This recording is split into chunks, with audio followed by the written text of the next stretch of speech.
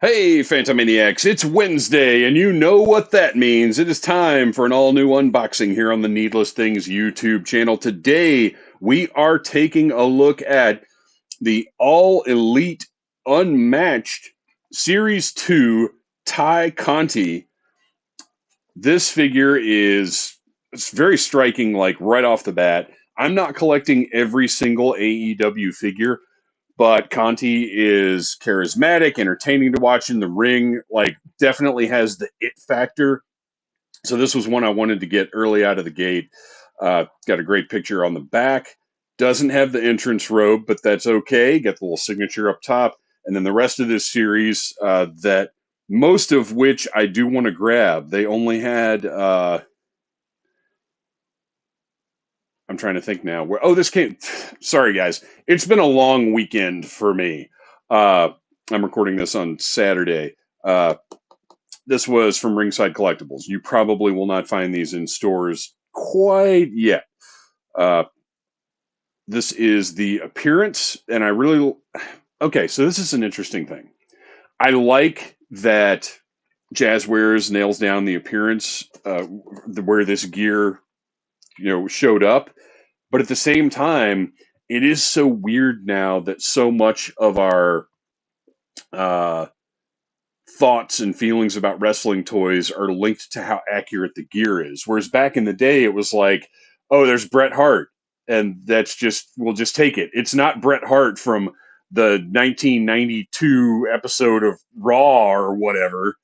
It's just Bret Hart. It's a Bret Hart figure. But now the specificity of the gear is so important, and I think that's not always such a great thing.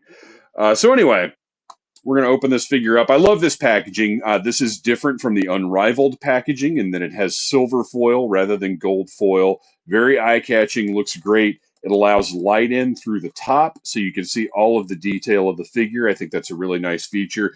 This is some of the classiest packaging that's on the market right now. So I enjoy it when I see AEW stuff in the store because it is, while it's becoming certainly more common, it is still something of a novelty to walk into a Walmart or Target and see AEW figures. But it is happening more and more. And of course, this one, like I said, came from Ringside. So if you want to be sure you get your AEW figures, that is the place to get them from. I just opened up the Major Bendies. The review for those went up on Monday. Please go watch that. So I didn't need anything to open those up with, so I don't have my tools here. I'll have to get them before I do the next review.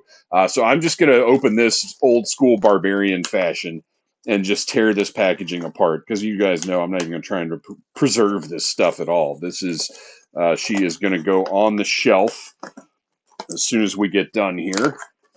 So I'm just going to tear this apart. I feel like such an idiot. Normally, you guys know, normally I've got my box cutter, very professional, ready to go.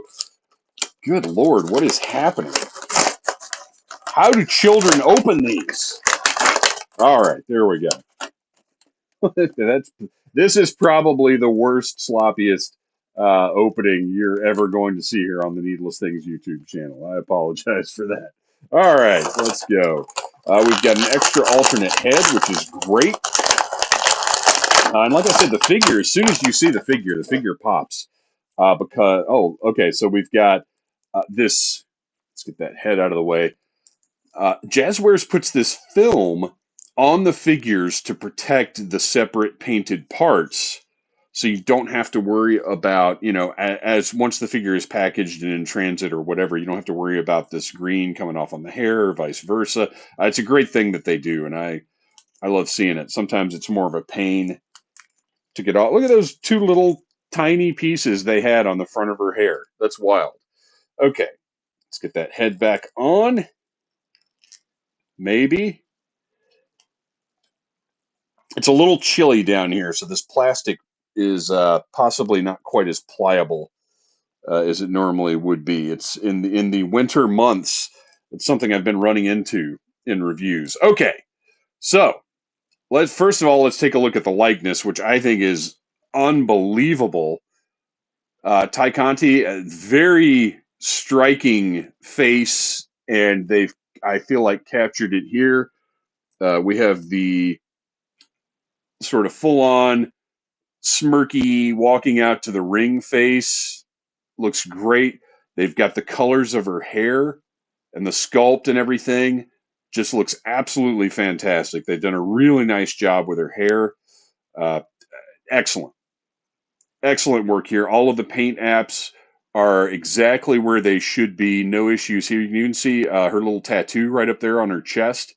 Looks great. I'm not sure if she's got any other tattoos or not. The figure does not. I'm not sure if Ty does or not. But anyway,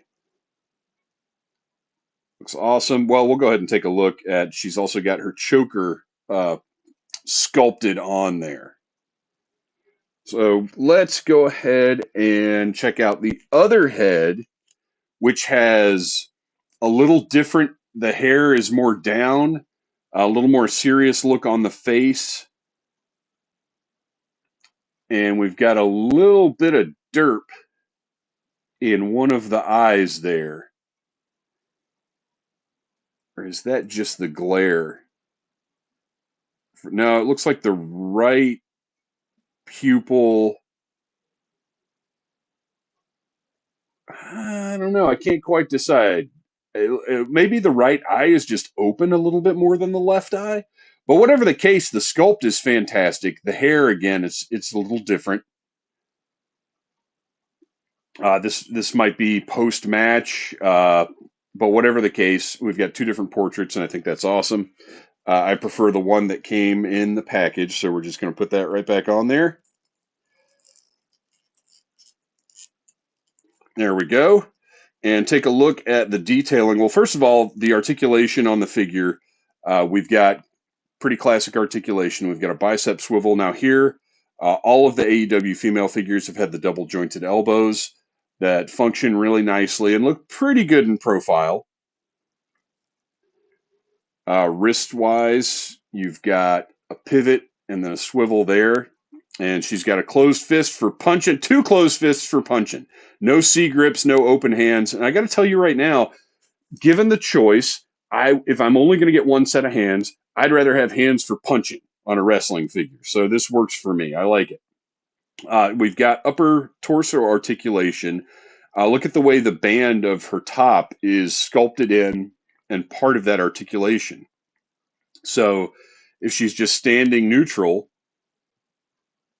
I really like the way that they did that. That's some great engineering. And if you look, all of the straps and everything are sculpted and painted.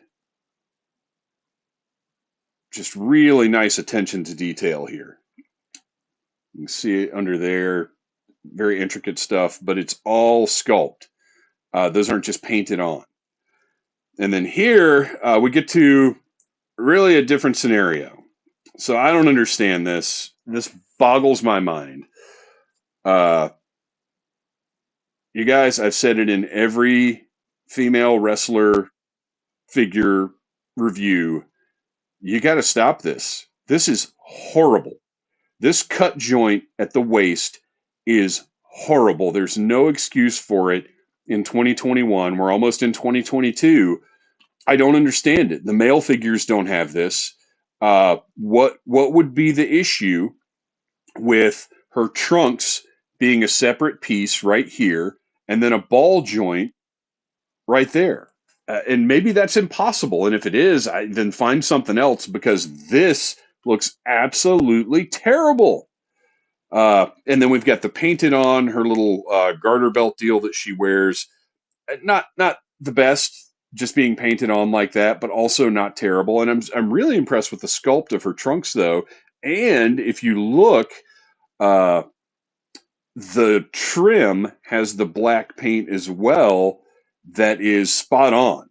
Done a really great job with that. So, and then the little ribbon on the back there, or I guess that's her belt, her black belt on the back right there. I've never actually noticed or thought about that before. So, some things are phenomenal about this figure, and then there's this whole area right here is not so much. She's got the fishnets painted on. Got the black belt on the knee pad as well. Knee pads look great, and they are separate pieces with double jointed knees underneath, but you can move them around a little bit and you can do a nice little range of motion. They're not messing up the articulation too badly. So those look great. And then, of course, kick pads, everything looks good there. This is a figure that should be like an 11 out of 10. Aside from this portion right here, this figure is phenomenal. I'm really, really okay. If the head stays on, it's phenomenal. I think that's more. There we go. Okay, we got the satisfying pop of a head attaching. Finally got it on. So anyway, phenomenal looking figure. But Jazwares and everyone who makes female figures, please fix this. This is just not acceptable in a modern toy line. That cut joint's got to go. You guys, I love AEW's or Jazwares AEW figures. This one is a great example of why this line is catching fire and is so hard to find. Like the figures come in and the top sellers are gone, and you just see kind of the filler left behind, which is not necessarily a bad thing because having a presence on the pegs, I think, is preferable to having no product at all. So fantastic job, except for that. I look forward to seeing how Jazwares corrects this because I have faith that they will.